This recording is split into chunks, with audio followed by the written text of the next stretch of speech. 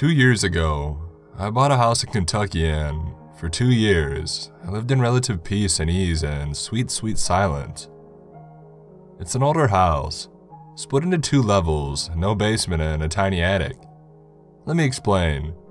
You enter from the front door or the garage and immediately step onto a small landing with a staircase, going up and another going down. The house has 4 bedrooms and 2 bathrooms, 2 living rooms and a decently sized kitchen, with a deck overlooking the surrounding land and a rather large backyard in which I have tried and failed at homesteading. It's a nice house, clean, in a nice neighborhood with low crime and tons of families, flitting around until the sun goes down. I've hosted small gatherings and I've felt comfortable right into the early hours of the morning surrounded by night and its noises. In short, it's never really bothered me before to live alone in this house, and in fact, I liked it. I'm pretty extremely, severely introverted and I sincerely enjoyed the solitude. But lately, well, that's changed. I've changed. Not at all for the better, only for the worse. In the past few months, like the tide slowly ebbing up a darkening beach, I felt the fear come. So small I could ignore it at first, but it's grown so big I can hardly contain it now. I'm not crazy. I'm not. And before you say I'm just paranoid, let me tell you my story. Last Tuesday at exactly 3:33 in the goddamn morning, I saw something. An apparition, an alien, a ghost, a demon. Call it what you will. The fact of the matter is, it was there.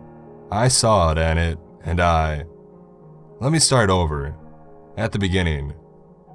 It started off as little things. Knocks in the night below me, deep and almost imperceptible, but they were there. 5 knocks, then silence, and then 5 more knocks. They sounded mechanical, explainable, and at first, I thought it was just the water heater. But when I had it replaced and I kept hearing the knocking, I knew that it couldn't be. I tried to ignore it for the first few days, but it was incessant and enraging. I spent hours down in the lower level of my house trying to find out where it was coming from, trying to stop it. I would go into the bedroom thinking it was coming from somewhere inside. I would cock my head to the left and I would listen. And there it would be, 5 of them, except they weren't in that bedroom. They were in another one. So I would walk over there, repeat, and find the noise wasn't coming from there at all, but outside in the living room. This went on and on and on until I began leaving my TV on at all times. Volume turned up, trying to drown out that fucking ticking, trying to pretend I couldn't hear it. And before you ask, yep, I did have people over, and yep, they heard it too. One of them even helped me search for hours for the sound, and we didn't find anything. And this continued to go on. And then things escalated. It was my cat, Chi. One night, while I was trying to sleep in my room, she went downstairs and she wouldn't come back up.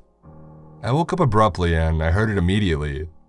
She was meowing and meowing and meowing, and I knew those meows. They were the ones she used when she was hungry. But she would only ask for food in the presence of another human. It was strange. I got out of bed and I crept to my door, peeking out of it before walking towards the staircase. I hesitated at the top, the lights all on, wondering if I should go down by myself or if I should call someone. I sighed, steeled myself, and continued turning on all the lights on my way downstairs. Even fully illuminated, the lower level of my house felt dark, empty, like it was some sort of portal to another world. It freaked me out. It sounded like she was in the smallest bedroom of my house. The one where the litter box was, the one where the window connected to my backyard, easily accessible from the ground. I rounded the door, flicked on the light, and I saw it. The window. It was wide open and the screen was halfway popped out, like someone was trying to get in but they stopped. She was up on the sill, quiet now, flicking her tail back and forth. She was eating something. More puzzled than afraid, I took a tentative step forward and then another and shooed her away. There was something on the windowsill. A few dozen somethings, in fact. It was a pile of cat food. Confused, I looked up, out my window and into the shadowy yard. And there he was, Just outside the window, draped in shadows, framed by night and stars and moonlight, a man, hulking. It looked like he was wearing thick black clothing from head to toe. His eyes glowed red and flashed green in the low light. He had the head of a bug, or, at the very least, like he was wearing some sort of mask that made him look like a bug. We stood there, staring at each other for almost a minute. My heart was palpitating and I could barely breathe. A dozen thoughts raced through my mind. Was he the source of the ticking noise? Was he a monster, a ghost, a serial killer, an alien? Had he been scouting out my house to break into? Did he know that I lived alone? Was I about to die? Get kidnapped? Why did he target me? Why would he feed my cat? Did he just poison it? Suddenly, his hand rose up and up to his head, to those big, bulbous eyes, and then a flash. Blinding bright and disorienting. I yelped and stumbled back, gasping for the breath to scream, and I did. Once I ran outside onto the street, I bellowed, my throat bloody.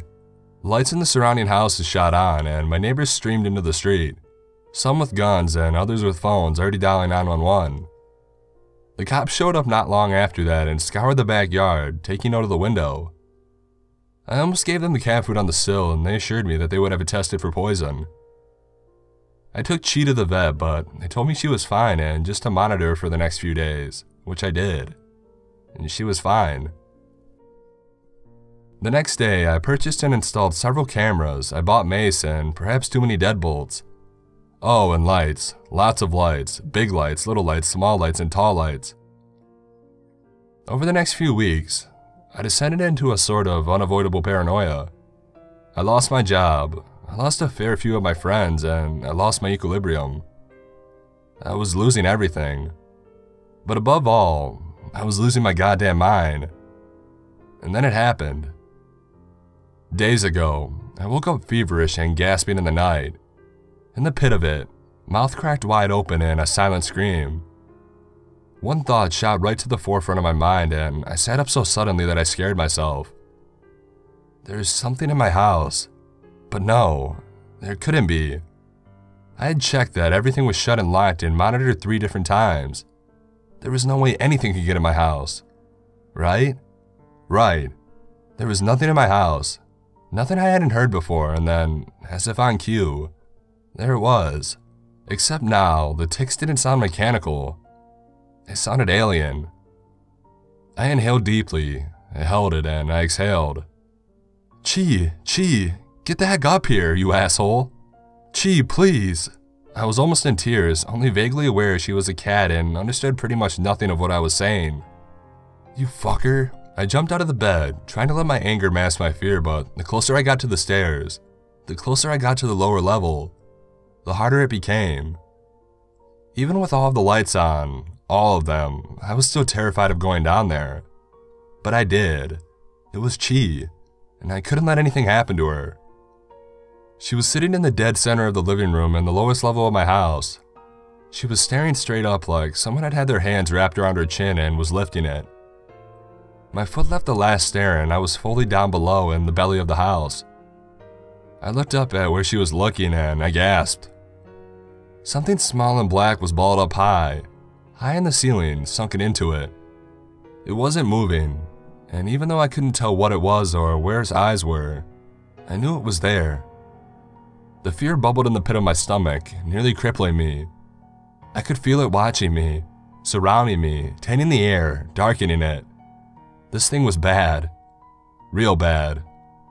She jerked once like she was released from something and ran me on the couch, her tiny face just peeking around the corner of it. I looked at her and then up and I took a step back towards the stairs, towards the safety and the light. But it was too late. I was too slow. The thing jumped or glitched or swam or flew or whatever, straight onto me, into me, crawling into my mouth, seeping into my eyes, drilling into my ears, and you get the point. And I swallowed that darkness. I ate it right up.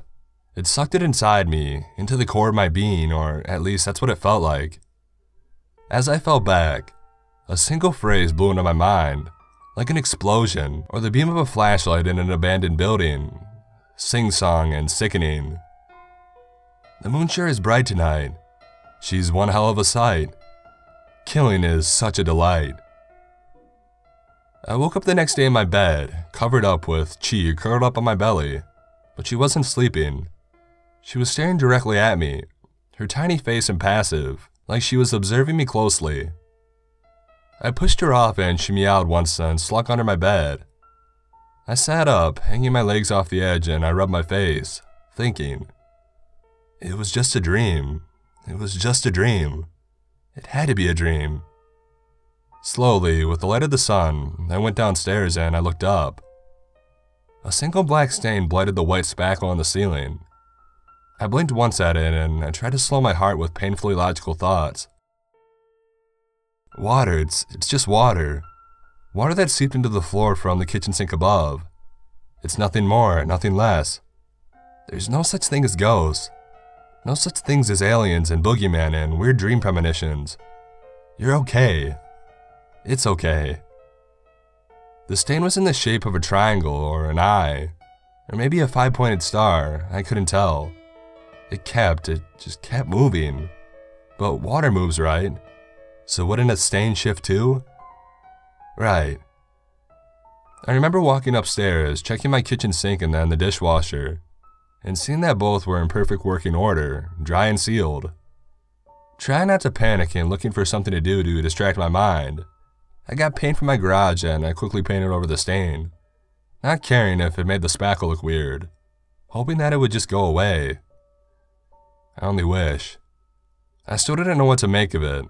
I still don't know what to do. The stain seeped through the paint already and I vomited blood this morning. I lost my health insurance with my job though, so I'm hoping it's just related to stress and lack of sleep. I can't afford to visit the hospital right now and I definitely can't afford to think that this was all related to that dream. I'm just afraid. I keep Chi close to me at all times if I can, but sometimes she gets away from me at night and she trots downstairs. I can hear her meowing until she suddenly stops and then there's silence, interrupted only by that noise. I refuse to go back down there. Chi be damned. I know, but she always comes back upstairs in the morning, unafraid and almost annoyed. One time she hissed at me when I tried to stroke her head and she hid under the nook between the table and the couch and only came out after the sun went down. She immediately ran back downstairs. I was able to get to her the next day, surrounded by the sunlight, along with her litter box and the bed. She's here with me now as I write this. She's just staring at me, but she seems okay. I'm far from it though. I'm afraid of everything. I'm afraid of everything I see, every eye floater that passes my periphery, of the noises in the night, the ones that are out of sight. Sure, you can say just sell the house. The thing is though, it's not that easy. I wish it was, but it's not, and I'm stuck here until, well, I don't know. Until I lose my mind entirely or die maybe. And here's the thing. There's part of me that wants to believe, but I'm afraid to. Afraid of what that means, believing. Does it mean ghosts and ghouls and frights galore? Or does it mean sinister, shadowy organizations conspiring, withholding knowledge that would advance us light years?